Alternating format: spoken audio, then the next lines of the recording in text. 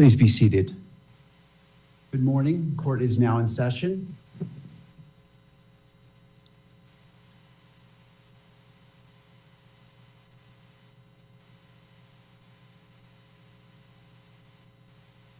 Calling the case 251403576, State of Utah versus Tyler James Robinson. Counsel, could you enter your appearances, please? Chad Grunander, Jeff Gray, Lauren Hunt, Ryan McBride, and Chris Ballard for the state, Your Honor. Good morning, counsels. Good morning, Your Honor. Kathy Nestor, Michael Burt, and Richard Novak on behalf of Mr. Robinson. Morning, Your Honor. Good morning to you all. Morning. And to the jail, do we have Mr. Robinson present? Yes, Your Honor.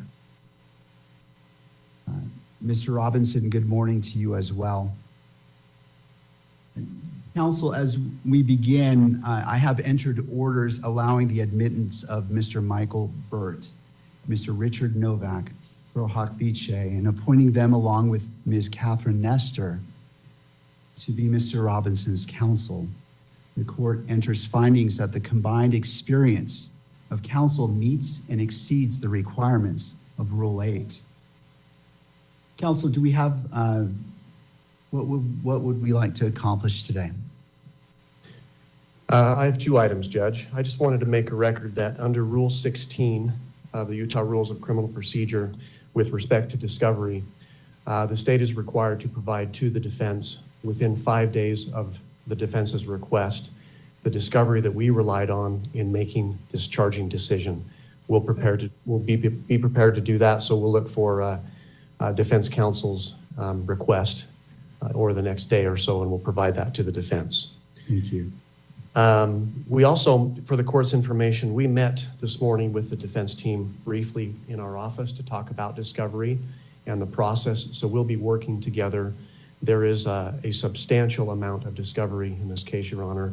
It's voluminous, to say the least, and we're working on a process where we can exchange information as quickly as possible and be efficient in that process. The other item I had, Your Honor, I saw that over the weekend there was a protection order, pretrial, and trial publicity order entered by Your Honor. And I just was seeking some clarification on page 2, at the end of the first paragraph, it reads, "To that end, lawyers participating in the investigation or litigation of this case shall inform all witnesses, investigators, consultants, staff members, or other members of the prosecution or defense teams that the prohibitions contained in this order."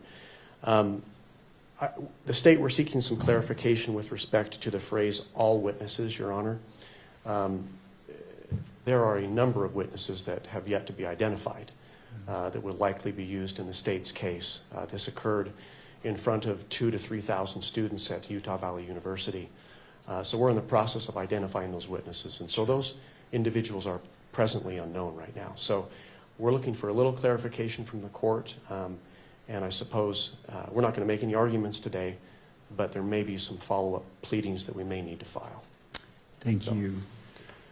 Ms. Nestor, did you want to be heard about that issue? No, Your Honor, we would defer to whatever the court wants to advise them on that matter. I mean, I think it's fairly obvious that we don't know who all the witnesses are in this case yet. I think it's just important that if anyone is identified that they have information about this order. So I think other than that, we wouldn't weigh in on any other matter. Thank you. Well, thank you for that question. That's an important one. The court will rule that as the witnesses become known to each side, that information is conveyed to abide by this order. Obviously, there are potentially many witnesses, and so it's not the expectation that you would be able to do that up front, but as they become known, I would ask that you would inform them of this. Anything else, counsel? Nothing from the state, nothing else, Judge. Thank you. Ms. Nestor. Thank you, Your Honor. We recognize that we are here today for a waiver hearing. It is not our intent to waive a preliminary hearing in this matter.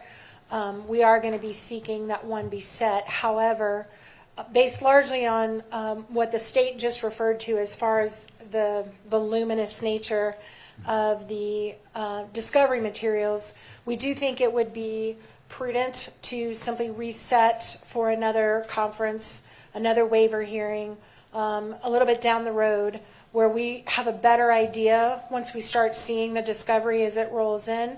I do recognize we're going to be getting that first batch in 5 days, but it's my understanding from our meeting today that there is massive amounts of digital that is going to be coming, and until we can kind of get our heads around exactly what we're dealing with and how much we need to process, it's going to be difficult for us to give you a reasonable expectation of when we will be ready to do the prelims. So we're asking today that we put that decision off, and maybe we could check in 30 to 60 days and just kind of let the court know where we're at and how much we're looking at and how much time we may need to set a preliminary hearing. Also, as far as a detention hearing, we are not asking the court to address that issue at this time. Under the statute, the issue is going to come down to the question of whether there's substantial evidence, which right now we're just not in a position at all to be able to even argue to the court. So we are probably going to ask that the court delay that decision possibly until the time of the prelim. But if it's sooner, we will ask the court for a hearing. But at this time, we are not asking the court to make any decisions on that matter. Thank you, counsel. In regards to the next hearing date, how about October 30th at 10 a.m.? That works for the state, Your Honor. Thank you. All right. That's fine for the defense, Your Honor.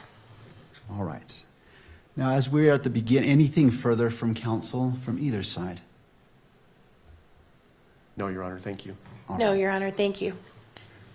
As we are at the beginning of this case, it is my intent to only speak when I'm needed or it is necessary.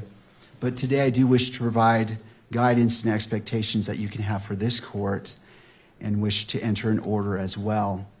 As this case moves forward, Mr. Robinson's constitutional rights will be protected at every stage. He sits before this court presumed innocent, and that presumption remains unless and until each element of every offense charged against him is proved beyond a reasonable doubt. At the same time, and as applicable, victims are entitled under our Constitution to be treated with fairness, respect, and dignity, free from harassment or abuse. Justice demands that both of these principles, the rights of the accused and the rights of victims, be honored without compromise.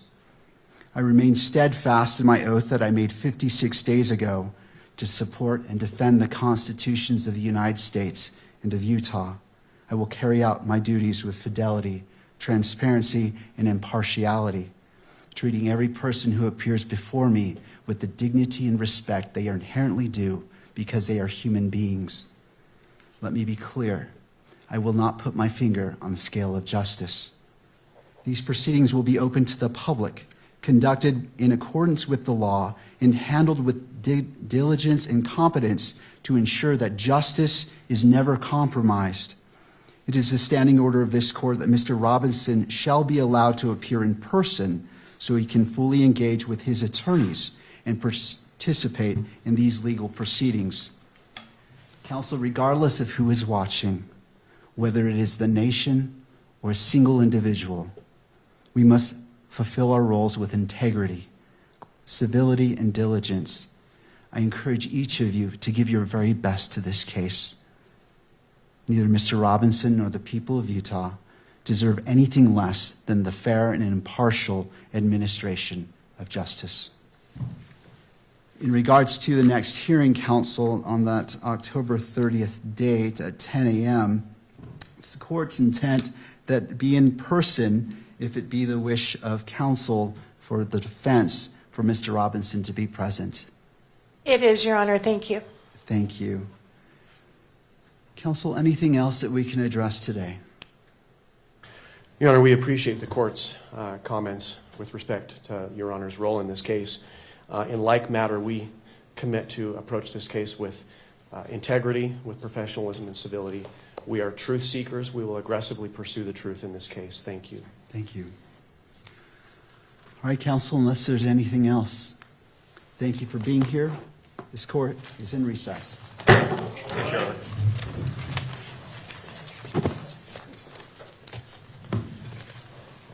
stamp on that. Okay.